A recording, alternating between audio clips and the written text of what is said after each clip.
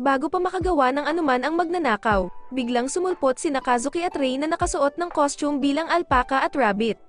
Nagtangka ang magnanakaw na labanan sila, pero agad na nakuha ng rabbit ang kanyang baril at sinipa ito. Samantala, binigyan naman ito ng alpaka ng headshot at isang flying kick na nagpabagsak sa magnanakaw. Pinasalamatan sila ng mga bata sa pag-save sa kanila.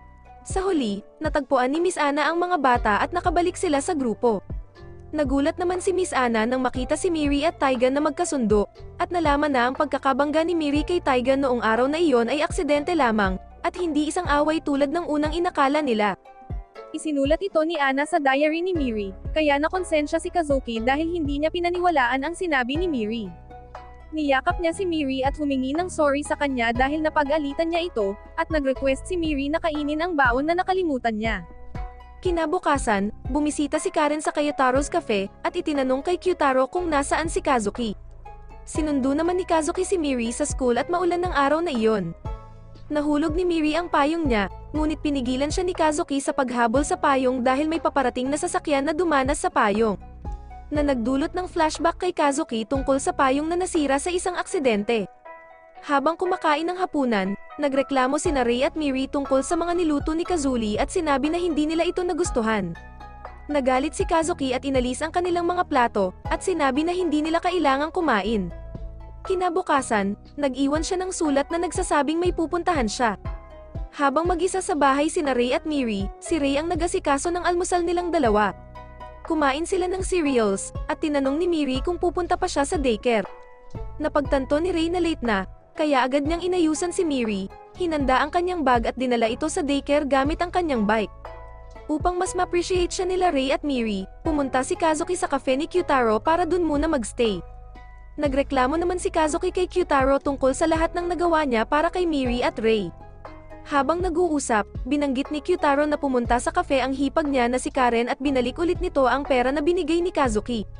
Pagkatapos ng isang araw na puno ng pag-inom, at pakikipag-away sa mga lalaki sa kalsada, biglang natagpuan ni Kazuki si Karen. Tinanong siya nito kung okay lang siya, at sinabi na nasabi na sa kanya ni Kyutaro ang lahat. Sinubukan niyang umalis, ngunit sumigaw si Karen na hindi niya matatanggap ang pera ni Kazuki.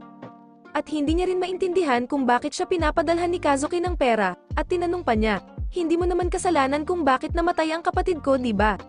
Sumagot si Kazuki na ito'y kanyang kasalanan at nagsimula ang isang flashback. Dito, hinahabol ni Kazuki ang isang lalaki sa isang eskinita para sa kanyang misyon. Ngunit nakatakas ang lalaki sa pamamagitan ng pagnanakaw ng isang sasakyan.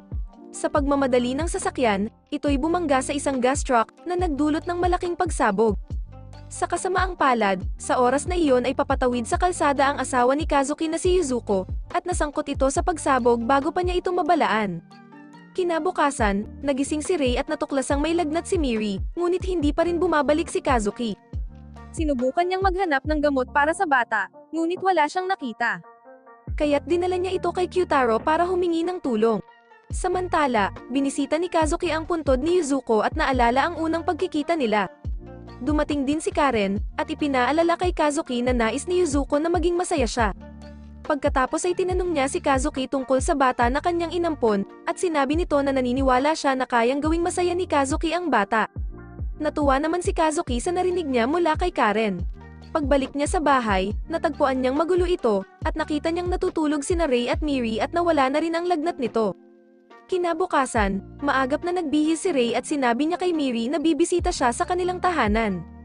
Nagulat naman si Kazuki nang marinig na pinapauwi si Rei ng kanyang ama, pero natuwa rin siya na wala si Rei sa bahay dahil nagplano silang dalawa ni Miri ng isang party para dito. Nang makarating si Rei sa kanila ay agad siyang nagtungo sa kanyang ama, at boss ang tawag niya rito sa halip na dad. At 3 taon na rin mula nang huling bumisita si Rei. Sinabi ng ama ni Rei na oras na para bumalik ito sa kanilang tahanan, at pamahalaan ang kanilang family business, at maging leader ng kanilang organisasyon. Humiling si Rei ng panahon para makapag-isip at pumayag naman dito ang kanyang ama, pero binigyan siya nito ng isang misyon na kailangan niya ring matapos sa araw na iyon. Habang naghahanda si Rei para sa kanyang misyon, dinala siya ni Ogino sa lokasyon ng target at ibinahagi ang impormasyon tungkol dito. Dito nalaman ni Rei na kilala niya ang target, at ang ilang skills na meron siya ay natutunan niya rito, ngunit ngayon ay kinakailangan niya itong patayin. Ito ay dahil nagtaksil ito sa pamilya nila, at gusto na nitong kumawala sa grupo dahil sa minamahal nitong babae.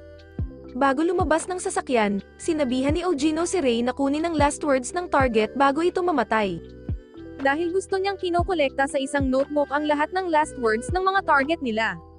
Agad pinuntahan ni Ray ang target at nagsimula silang magpalitan ng putok. Kilala ng target si Ray simula nang ito ay bata pa lamang, at sinabi nito na nagulat siya sa ginawang pag-iwan ni Ray sa kanyang pamilya. Gayunpaman, nakikita pa rin ito ang loyalty ni Ray sa Suwa family ngayong nais na siyang pabalikin ng kanyang ama. Dagdag pa nito na bagamat bawal sa organisasyon ang umalis, ay ginawa pa rin niya ito dahil nakatagpo siya ng babae na mas worth it protektahan, na sa tingin niya ay hindi mauunawaan ni Ray.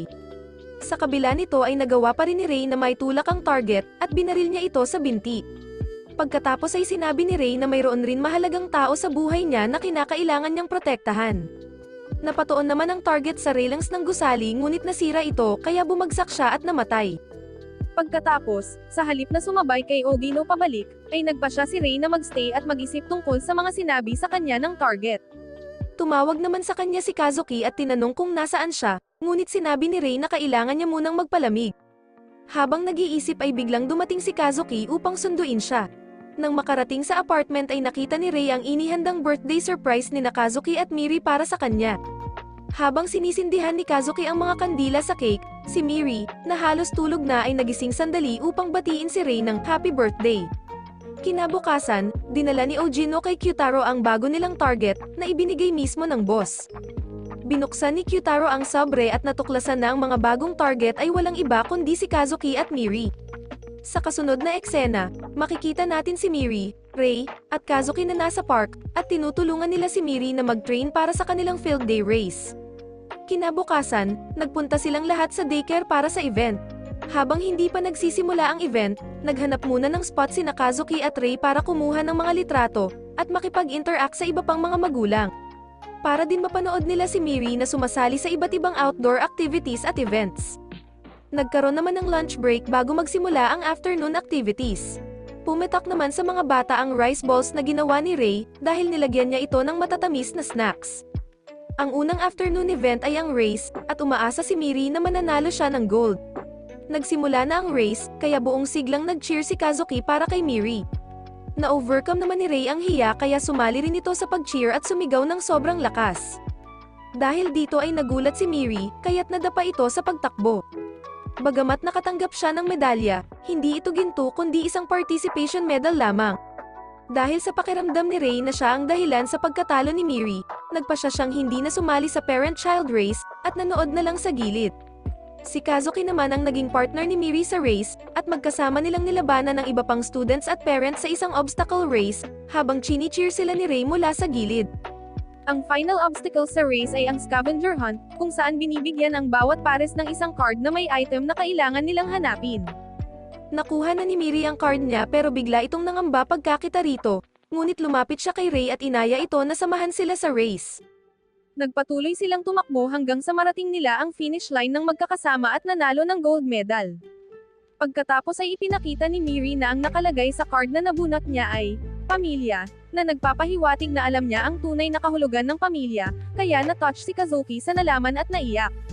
Bago umuwi ay nagpakuha muna si Ray at Kazuki ng family picture kasama si Miri. Samantala, makikita natin si Ogino na nagpapaalala kay Kyutaro na huwag kalimutan ang kanilang trabaho, habang tinitingnan ni Kyutaro ang family pictures ni Kazuki, Miri, at Ray.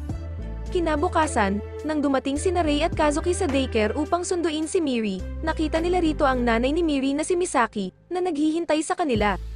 Sinabi nito na kukunin na niya si Miri, pero dahil ayaw nilang mag-away sa harap ni Miri ay pumayag silang patuluyin si Misaki sa apartment nila. Nalaman ni Misaki na may throat cancer siya at hindi na siya makakanta, kaya hindi na siya makapagtrabaho sa club. Hindi niya alam kung gaano pa siya katagal mabubuhay, kaya gusto niyang kunin si Miri at dalhin ito sa lolo at lola niya, na mag-aampon kay Miri pag pumanaw si Misaki. Nagdadalawang isip naman si Kazuki sa intensyon ni Misaki, pero sinabi nito na alam niya na isa silang mga assassin, at ginamit ito para i-blackmail sila. Sa kalaunan, sinabi sa kanila ni Kyutaro na siya mismo ang tumawag kay Misaki, at sinabi niya sa kanila ang pagbabanta ng boss. Kaya dapat nang bumalik si Rei sa organisasyon, kundi ay papatayin ni Ogino si Kazuki at Miri bilang parusa sa pagtataksil ni Rei. Napagtanto nila na hindi na nila kayang panatilihing ligtas si Miri. Nagbonding naman ang tatlo at namasyal bago sila tuluyang mamaalam kay Miri. Nag-enjoy sila sa pamimili, pagkain sa labas, paglalaro, at pagsakay sa mga amusement rides. Kinagabihan, hinatid nila si Miri kay Misaki, at sinabing mag-ice sleepover muna siya sa bahay nila at magkikita ulit sila kinabukasan. Ngunit ang totoo, malamang ay hindi na nila ito makita ulit, at ito ay nagdulot ng lungkot sa kanila.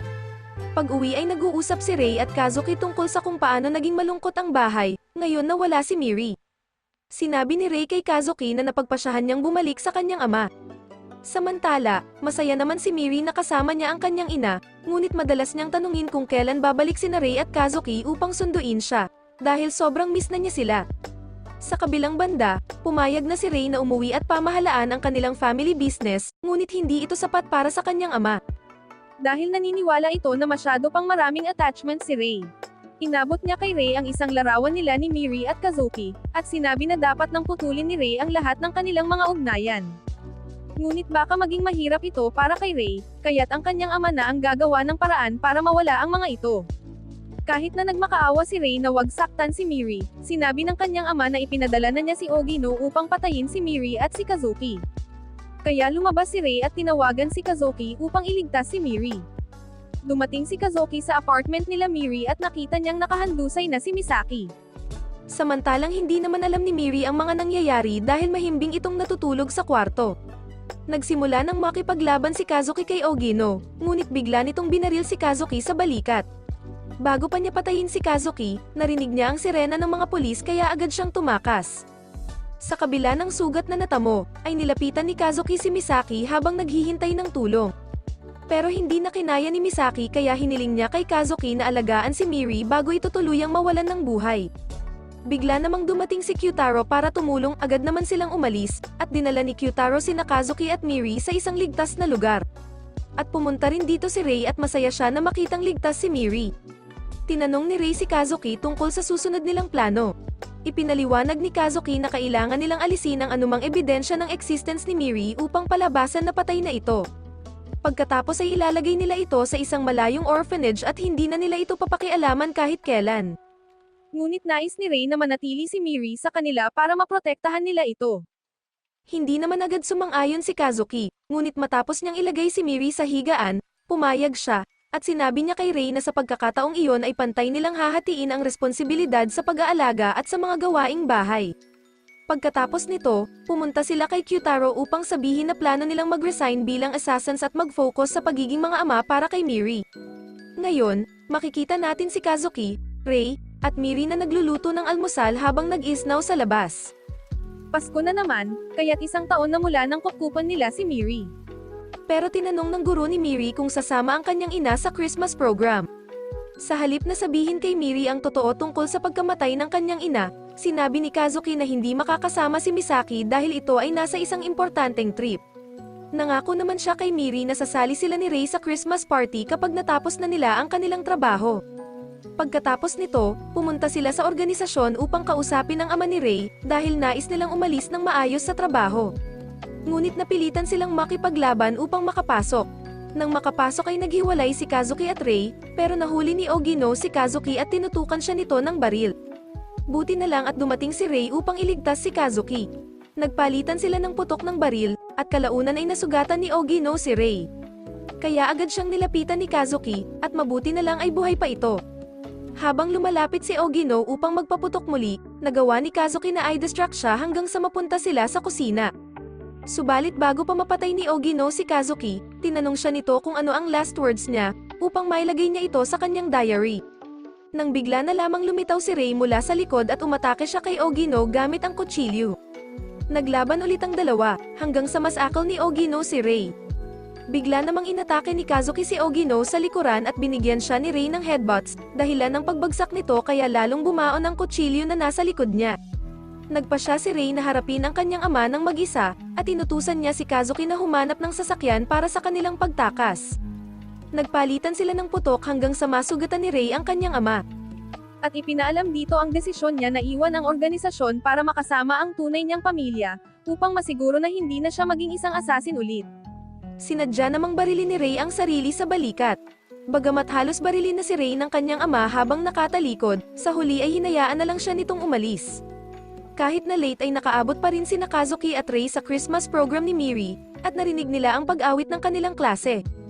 Itinago rin nila ang kanilang injuries gamit ang Santa Claus costume. Makalipas ang 10 taon, ay makikita natin si Miri na isa ng teenager at naghahanda siya para sa unang araw niya sa high school. Samantala, si Kazuki at Ray naman ay nagtayo ng isang diner. Naghahanda sila ng almusal para kay Miri at sinimulan nila ang kanilang araw sa diner. At dito na nagtatapos ang anime movie na pinamagatang Body Daddies. Maraming salamat sa panonood.